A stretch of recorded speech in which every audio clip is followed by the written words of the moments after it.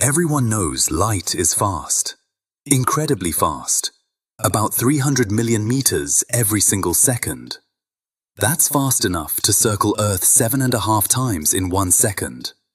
But here's what most people never ask. Why can't anything go faster? What's actually stopping you? You might think it's just a rule, a law of physics. Einstein discovered it, so that's just how things are. But that's not really an understanding. That's just accepting something you've been told. The real answer is far more interesting, and far stranger. The speed of light isn't a speed limit like a highway sign that says, "Don't go faster than this." It's something built into the very foundation of reality itself.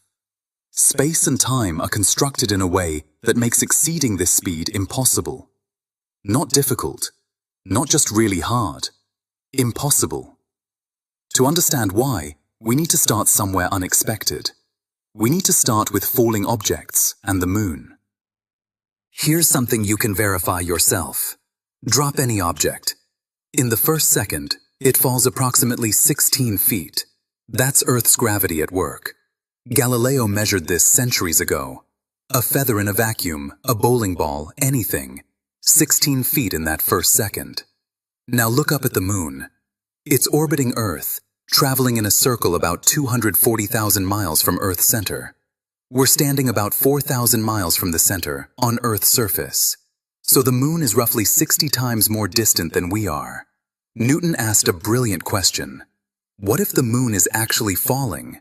Not falling down to crash into Earth, but falling continuously while also moving sideways. Like, if you throw a ball horizontally, it curves downward while moving forward. The moon moves sideways so fast that as it falls toward Earth, Earth's surface curves away beneath it. The moon falls, but constantly misses. Here's where Newton's genius showed. He proposed gravity weakens with distance, following an inverse square relationship. Double the distance, gravity becomes 1/4 as strong. Triple the distance, 1/9 as strong. At 60 times the distance, gravity should be 1/60 squared. That's 1/3600 times as strong.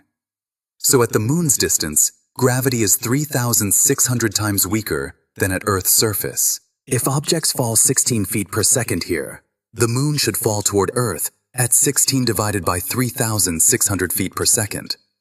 Calculate that out, accounting for acceleration, and it predicts the moon's orbital motion perfectly. Newton connected two completely separate observations, falling apples and orbiting moons. One law explained both. This wasn't just theory. This was prediction matching reality. Newton went further. His gravity law predicted planets should orbit in ellipses. And they do. Kepler had already observed this, but Newton explained why. Then the tides. We get 2 high tides roughly every 12 hours. Why 2? Because the moon pulls harder on the near side of Earth than on Earth's center, and pulls less hard on the far side. This creates 2 bulges in the oceans. 2 tides. Newton's law explained this. Suddenly, seemingly unrelated phenomena, falling objects, orbital mechanics, ocean tides, the roundness of planets, all connected through one principle. But here's where it gets interesting for our story. As measurements became more precise, astronomers noticed something odd about Jupiter's moons. Sometimes they appeared 8 minutes ahead of their predicted positions, sometimes 8 minutes behind. 8 minutes is enormous. Something was definitely wrong. Newton's laws were failing.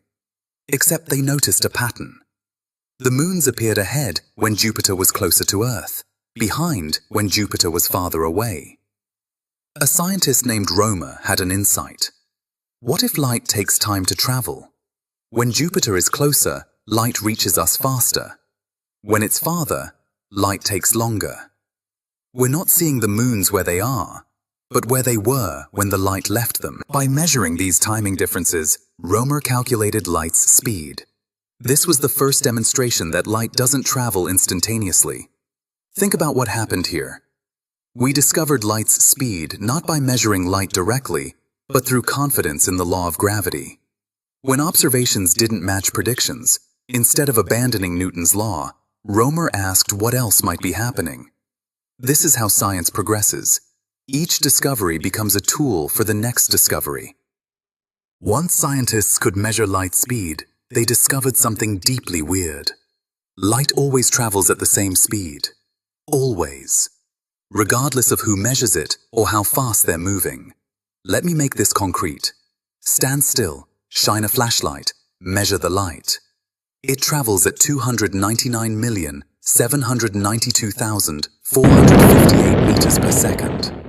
Now imagine you're on a spacecraft moving at half light speed. You shine a flashlight forward. Common sense says the light should move faster now. The light's speed plus your ship's speed, just like throwing a ball forward from a moving vehicle. But that's not what happens. Measure the light. It's still 299,792,458 meters per second. Exactly the same. Speed up to 90% of light speed. Shine the flashlight. Measure again. Still the same speed. This should seem impossible. Speeds add in everyday experience. If you're in a car going 50 miles per hour and you throw something forward at 10 miles per hour, it's moving 60 miles per hour relative to the ground. But light doesn't work this way. Light speed never changes, no matter your motion. Einstein realized what this means, and it's profoundly strange.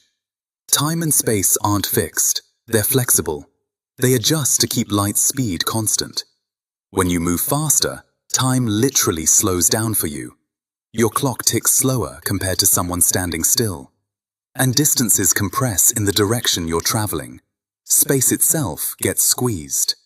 These aren't measurement errors or optical tricks. Time genuinely slows.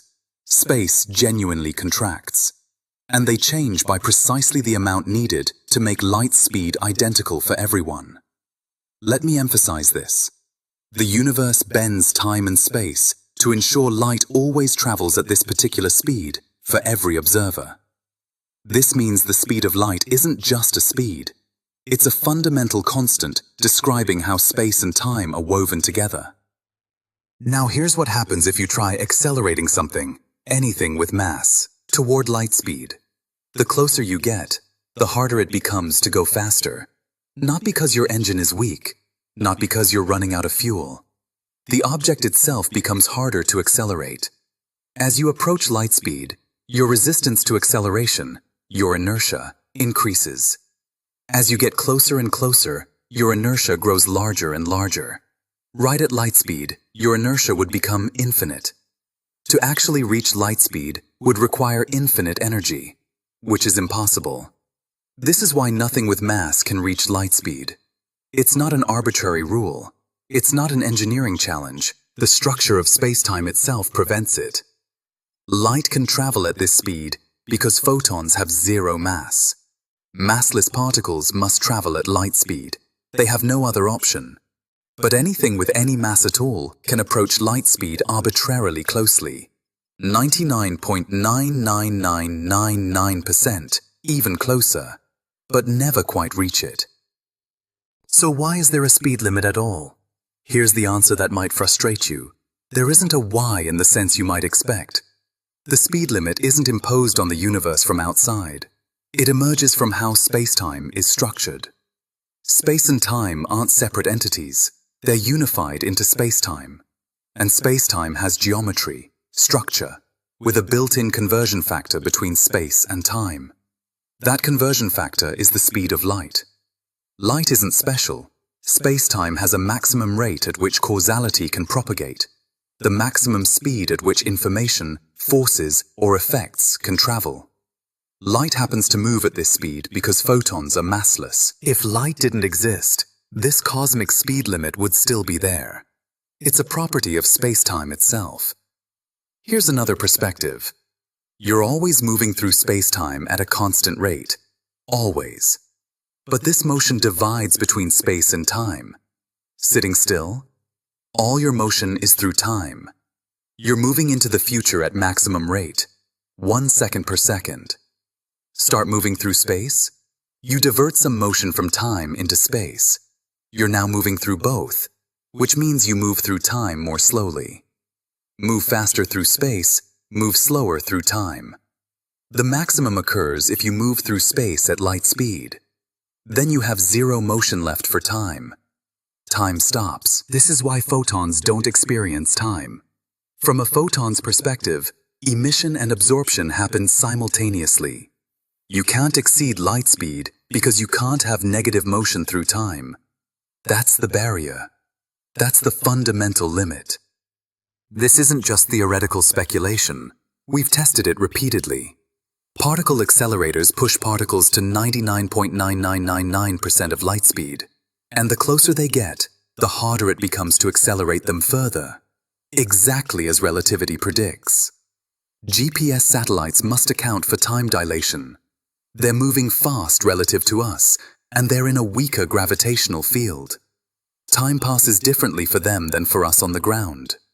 Without corrections for this, GPS would accumulate errors of several miles within a day. Muons, particles created high in the atmosphere by cosmic rays, have extremely short lifetimes. They should decay before reaching the ground, but they're moving near light speed, so time slows for them. From their reference frame, their journey is shorter. From our reference frame, they live longer. Either way, more muons reach the surface than should be possible without time dilation. And that's exactly what we measure. This is confirmed reality, not speculation. The speed of light, as a universal limit, is as well tested as any principle in physics. Why is light speed the limit? Because spacetime possesses a maximum rate of causality. That rate is what we call the speed of light.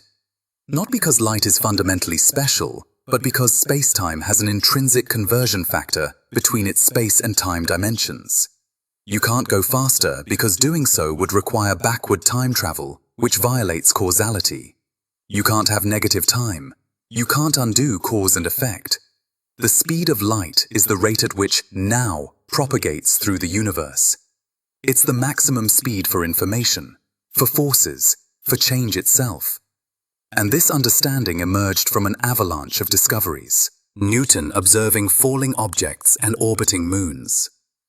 Romer measuring light's speed through Jupiter's moons.